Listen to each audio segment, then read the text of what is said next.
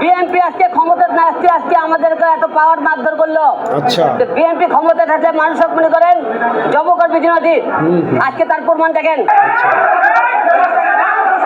কি অবস্থা!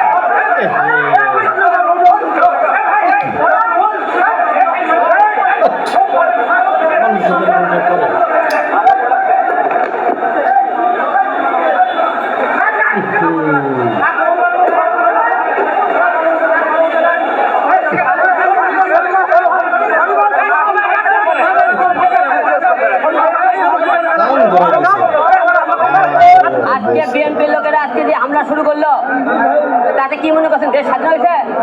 এরা একদলে আমলে বিএনপি মারতেছে। এরা এই যে আপনি পোশাক এতগুলো লোকের মধ্যে মারধর করলো, আপনি বগুড়াবাসী একটা কথা বলবেন যে আমি কোনোদিন তারেক জিয়ার নামে কোনোদিন কেস করে থাকি, কিন্তু ফুটেজ বার করতে পারেন? আমি জুতোর মালাতে ঘুরে বেড়াতাম ভাই। আপনি বললেন না ভাই, আপনি বলছেন যে এত মিডিয়ার মধ্যে কেউ আপনি করেন তারেক জিয়ার নামে একটা ঘটনা দেখান। তো হিরো আলম তুই তারেক জিয়ার নামে তুই বকা দিছো, গালি দিছো, আজকে এরা আমার উপরে কেন হামলা করলো? আমরা হামলার ফুটেজ দেখেছি, এই কয়জন মারছে প্রতিটা চেহারা দেখেছি। আমাকে আজকে হত্যা করার চেষ্টা করে সবার বিরুদ্ধে মামলা হবে। আমি তো হিরো আলম মৃত্যুকে ভয় করি না, মারতে পারলে ভাই মারে ভালো দেন। আপনারা বিএনপির লোকেরা মারধর করতেছেন, মারেন। তো প্রিয় দেশবাসীর কথা বলতে চাই, কাদেরকে ক্ষমতা জানবেন দেখেন। বিএনপি ক্ষমতা না আসছে, বিএনপির লোকের পাওয়ার বেড়ে গেছে।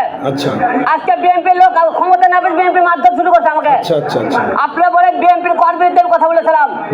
আমি জীবনে একটা মামলা করেছিলাম, সবাই জানেন, রুহুল কবির রিজভির বিরুদ্ধে। সেই মামলাটা করেছিল আমাদের ডিবি হারুন, আমাদেরকে টেপে ফেলে, আমার পরিবারকে টেপে ফেলে ডিবি হারুন আমাকে মামলা করার আমি প্রথমে বলেছিলাম। কিন্তু এরা যে আমাদেরকে মারধর করলো, যে একটা লোক কেন কোন জায়গাতে মামলা করলো, আমি কিন্তু মামলা করে যাইনি। আজকে বিএনপির লোক আমার পর কি হারে মারধর করছে সারা বাংলাদেশ আপনি দেখছেন, আপনারা মিডিয়াতে দেখবেন। বিএনপি আজকে ক্ষমতা না আসছে, আজকে আমাদেরকে এত পাওয়ার মারধর করলো।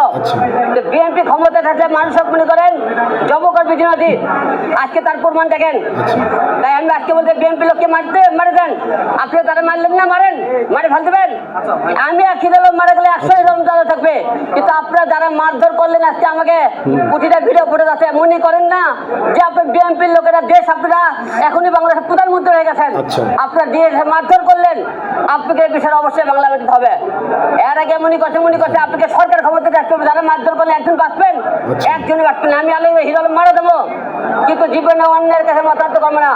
তার প্রিয় দেশবাসী, যারা যে যেখান থেকে আসেন, আপনারা আমাকে মাঝে ফুটে দেখেছেন, বিএনপির লোকেরা আজকে আমার উপর হামলা করেছে।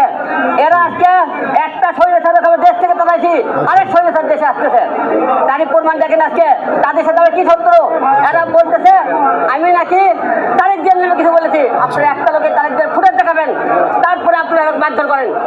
আমি যদি অন্যান্য কথা তাহলে আপনি কেন মারলেন? আপনি আমাকে, আমি আজকে স্বৈরাচার আওয়ামী লীগ সরকার তাদের বিরুদ্ধে আজকে মামলা করবে আসছে। আমি যদি মনে করেন আওয়ামী লীগের লোক হইতাম, তাহলে বিএনপির লোকের কথা বলতাম, তাহলে আমি আজকে ওবায়দুল কাদের বিরুদ্ধে মামলা করতে আসছিলাম না।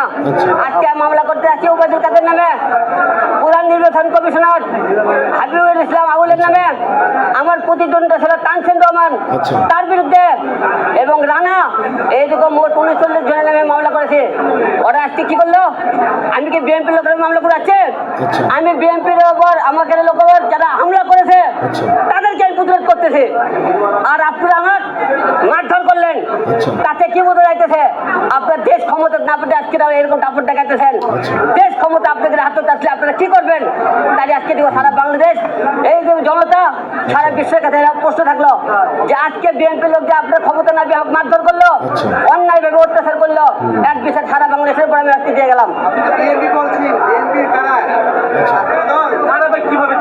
বিএনপির আমি জানি না, আপনাদের সামনে ভিডিও ফুটে দেয়, তারাই তো বলতেছে আমাদের বিএনপি তারেক জিয়ার নামে কেন বললি, তারেক জিয়ার নামে কেন বললি, তার কি প্রমাণ চান?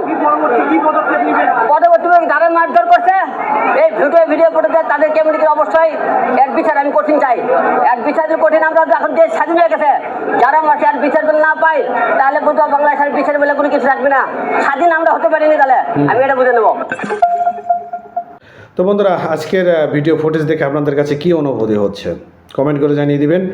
আর সর্বশেষ আপডেট পেতে চ্যানেলটা সাবস্ক্রাইব করবেন, পেজটা ফলো দিয়ে সঙ্গে থাকবেন, সঙ্গে রাখবেন। এতক্ষণ সঙ্গে থাকার জন্য ধন্যবাদ।